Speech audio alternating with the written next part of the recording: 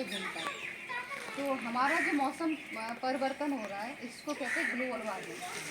Global warming की वजह से कि हमारा मतलब मौसम परिवर्तन होना ऐसे आसान तरीके से नहीं होता। एक सीजन होता था, गर्मी सर्दी बारिश, तो आजकल का कोई सा सीजन कोई सा समय आ जाता है। तो ये सब ग्लोबल वार्मिंग की वजह से हो रहा है। इसका कारण मनुष्य भी है कि जो कहते हैं ना, जो बीज बोते वही फल उसी तरह का फल आता है। तो हम लोग इंसानों ने बहुत सारी ऐसी चीज़ कर दी जिसकी वजह से सारा सिस्टम खराब हो गया है ना। मतलब जैसे आप लोग समझ लो कि गांव में बहुत सारे लोग क्या करते, खेतों की नरवाई में आग लगा देते है ना। तो खेत में भी फसल है, उस काटना नहीं है, जैसे गेहूँ के ऊपर ऊपर का काट लिए, नीचे देकर आग लगा देते हैं। तो इसका परिणाम बहुत सारे होते हैं। पेट्रोल डीजल जरूर से ज़्यादा इस्तेमाल करना, पेट्रोल डीजल क्या प्रदूषण ही करेगा ना, धुआं। इसमें होता क्या है, कोई सा भी धुआं होता है, तो पेट्रोल डीजल का हुआ तो कोई आग लगा देते हैं, इससे कार्बन डाइऑक्साइड की मात्रा बढ़ रही है। सभी सब बता रहे हैं ना वायुमंडल में, इसलिए टेम्परेचर हमारा बढ़ता जा रहा है, उसकी वजह से ग्लोबल वार्मिंग हो रही है। तो हमें तो इसको कंट्रोल में करने के लिए, जैसे आपकी खेतों की नरवाई होती है, तो उसकी जो नरवाई है आपने ऊपर तक काट दिया, नीचे आपने नरवाई में आपको इतना अनाज निकालना, उसके बाद जो भूसा होता है, जो नरवाई है उसकी आप खाद बनाएंगे। अगर आप उसमें आग लगाएंगे, एक तो खेत बंजर हो जाएंगे, उसकी पैदावार नहीं होगी।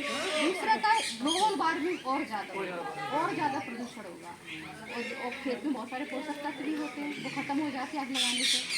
तो इस तरह की चीज़ हमारे जो देखने को भी मिल रही है, जो किसान लोग हैं, तो बहुत सारी चीज़ जिनको नहीं पता होता वो इस तरह का कर देते हैं।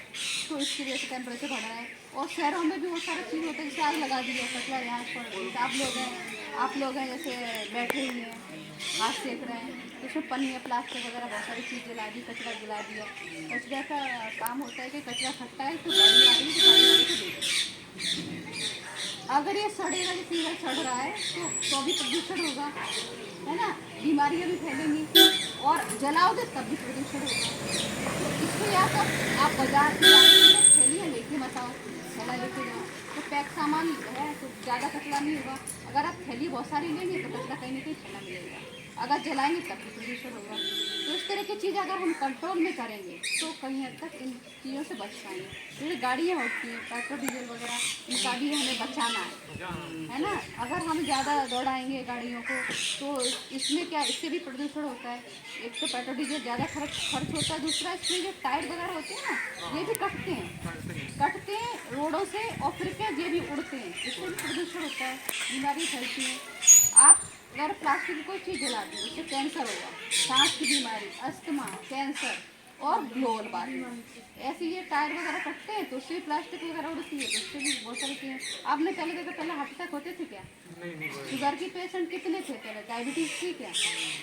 आजकल कैंसर की बीमारी आम बीमारी की तरह होती जा रही है। बहुत सारे रीजन है इसके, जैसे कचरा इकट्ठा करके जला दिए प्लास्टिक, उससे कैंसर होता है। प्लास्टिक से कैसे होता है कि जैसे हमने कोई भी प्लास्टिक की चीज़ जला दी, तो प्लास्टिक का केमिकल की बनी होती है, अगर जलाएंगे तो उसमें छोटे छोटे